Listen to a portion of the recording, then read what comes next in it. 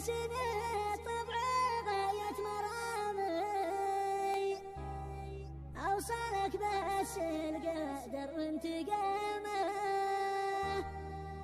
قد حرم قلبي وعيني منامي، والزمن ظالم وهذا نظامه.